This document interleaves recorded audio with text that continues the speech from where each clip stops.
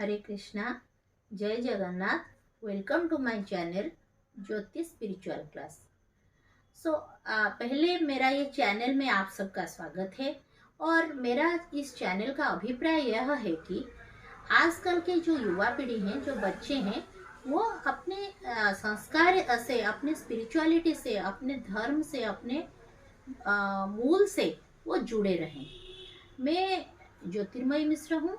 मैं एक विद्यालय में प्रधानाचार्य हूँ और मैं बहुत सारे बच्चों को देखती हूँ हर दिन। तो आजकल के बच्चे जो हैं वो एक मशीन बनते जा रहे हैं। मुझे लगा कि मेरे तरफ से कोई प्रयास ऐसा हो, जैसे कि कोई बच्चे जो मेरे से सुनकर थोड़ा अपने संस्कृति के बारे में जाने। इसी प्रयास से मैंने अपने ये चैनल का जो डिज़ाइन किया और मैं आशा करती हूँ कि मेरा यह उद्देश्य सफल हो। धन्यवाद।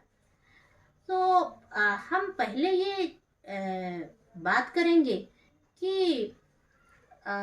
हमें आध्यात्म से जुड़ना क्यों चाहिए। हमें आध्यात्म या स्पिरिचुअलिटी से इसीलिए जुड़ना चाहिए कि ये एक साइंस है। जैसे आप लोग बच्चे लोग सब विद्यालय में साइंस पढ़ते हैं और सब चीज़ के पीछे का साइंटिफिक रीज़न जानना चाहते हैं, इसी तरह हमारे जीवन के पीछे भी कुछ साइंटिफिक रीज़न है। इसको जानने के लिए हमें आध्यात्म से जुड़ना चाहिए। तो इसका मूल है, हमारे जीवन में जो आध्यात्म है, इसका मूल है मेरे हिसाब से और आचार्यों के हिसाब से भगवत गीता। भगवत गीता एक रिलीजियस बुक नहीं है, ये एक साइंटिफिक बुक है, स्पिरिचुअल साइंस का एक मैनुअल बुक है। हमारे इंडिया के बाहर भी बहुत सारे ऐसे देश हैं जहाँ पर भगवत गीता की अध्ययन किया जाता है। बहुत सारे यूनिवर्सिटीज़ में भगवत गीता का कोर्स चलता है।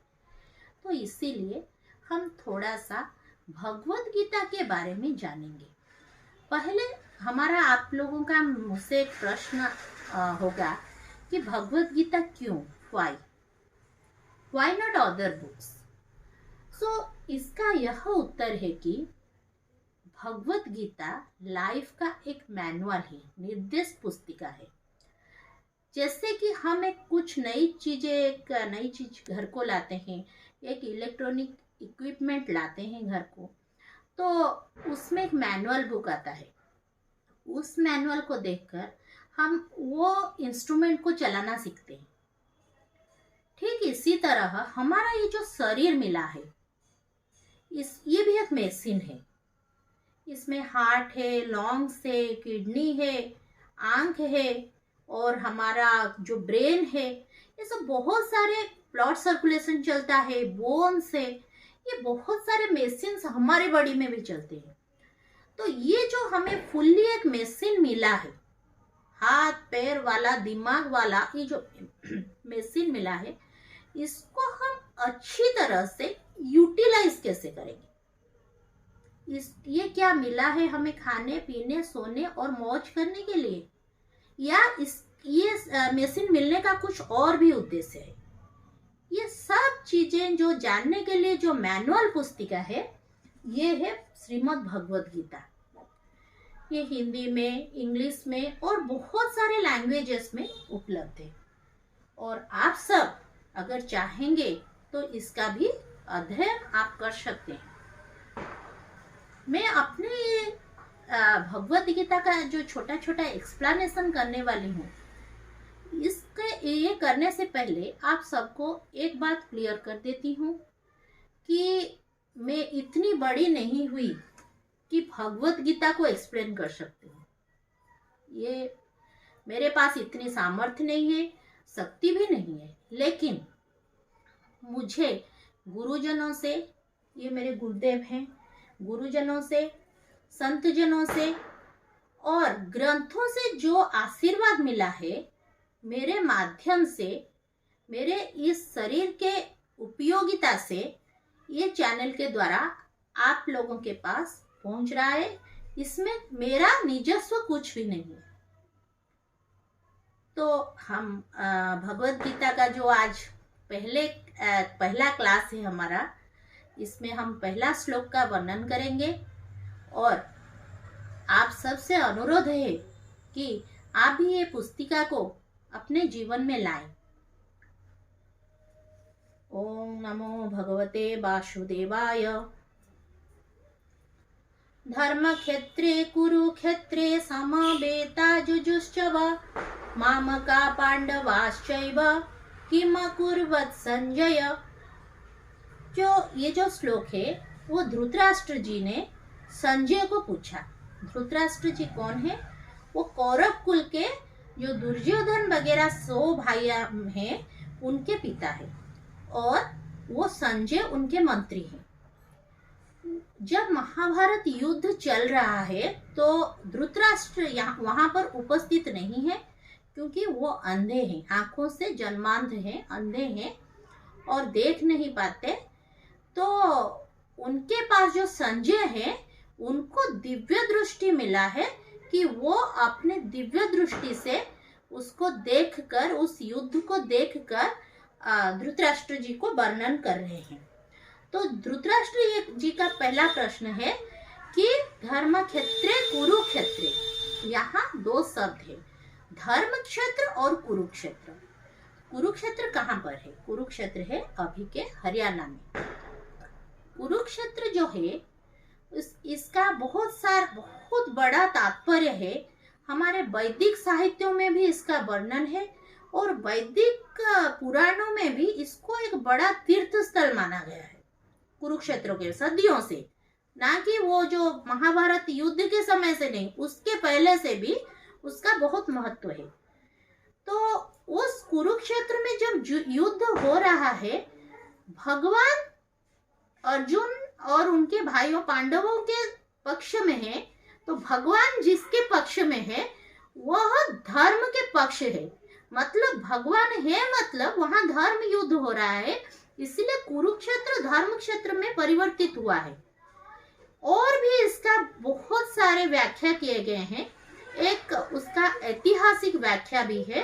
कुरु नामक एक राजा थे जो कि बहुत धार्मिक थे और उस जो जमीन पर, उस क्षेत्र में उन्होंने अपने जो धर्म के सस्य, धर्म के पौधे उगाने चाहे और उनके शरीर के अंगों को काटकर बीज वपन किया। तो इससे देवता लोग बहुत आश्चर्य हो गए और आकर कुरु राजा को पूछने लगे कि ये तुम क्या कर रहे हो, और भगवान भी आकर, विष्णु जी भी आकर पूछने लगे। तो उन्होंने बताया कि प्रभु, और ये क्षेत्र में मेरा शरीर धर्म है और मैं मेरा शरीर को इसमें वपन कर रहा हूँ कि ये धर्म क्षेत्र बनेगा।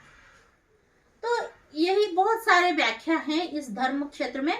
अगर कहा जाएगा तो इसी एक श्लोक को अगर मैं व्याख्या करना चाहूंगी और या अगर व्याख्या किया जाएगा ठीक से, तो इसमें ही मतलब कितना घंटा बीत जाएगा उसका पता नहीं। लेकिन आप लोग सब बच्चे हैं और हमारे पास भी समय की अभाव है, इसलिए बहुत अल्प समय में हम इसको जानेंगे क्या है। धर्म क्षेत्र, कुरुक्षेत्र, ये 2 क्षेत्र है। कुरुक्षेत्र आज धर्म क्षेत्र में परिवर्तन हुआ है और जानते हैं भगवान, जिसके धृतराष्ट्र जानते हैं कि भगवान इनके साथ है, मतलब इनका विजय, उनके मन में पहले से ही संदेह था कि धर्म का ही विजय होगा। धर्म क्षेत्र, कुरुक्षेत्र, वो 2 शब्द का इस्तेमाल कर रहे हैं और एक लाइन में वो पूछ रहे हैं मामका पांडवाश्चैव। मामका और मतलब मेरे पुत्र और पांडव पुत्र, पांडु पुत्र। पांडु धृतराष्ट्र जी के भाई हैं। देखिए यहाँ पर ही उन्होंने अपने परिवार में विभाजन कर दिया, जो आजकल हमारे घरों में भी दिखाई देता है। जो पांडव है उनका भतीजे हैं, भाई के पुत्र हैं। वो ये पूछ सकते थे कि मेरे बच्चे लोग सब क्या कर रहे हैं, लेकिन वो पूछ रहे हैं कि मामा का पांडवाश्चैव किम अकुर्वत् संजय। मेरे और पांडु के पुत्र क्या कर रहे हैं, यहीं से अगर इसी श्लोक से आप देखेंगे, उसका अध्ययन करेंगे, धृतराष्ट्र की जो मानसिकता है, जो मेंटालिटी है, वो आप सब समझ जाएंगे कि एक ही घर में वो विभाजन का पद्धति कर रहे हैं और बोल रहे हैं कि मेरे पुत्र और पांडु के पुत्र। वो जो भाई, उनके भाई जीवित नहीं है, पांडु जीवित नहीं है, तो वो पिता के समान है, लेकिन वो जो विभाजन सृष्टि कर रहे हैं, इसी से धर्म और अधर्म की भी बात जान पड़ती है हमको। तो यही बात वो पूछ रहे हैं और कैसे ये युद्ध बढ़ता है आगे, और संजय जी उनको क्या उत्तर देते हैं, और बाकी सब हम आगे के एपिसोड में चर्चा करेंगे। और अगर आपको मेरा ये वीडियो अच्छा लगे तो इसको सब्सक्राइब कीजिएगा। जय जगन्नाथ, राधे राधे, हरे कृष्णा, हरि बोल।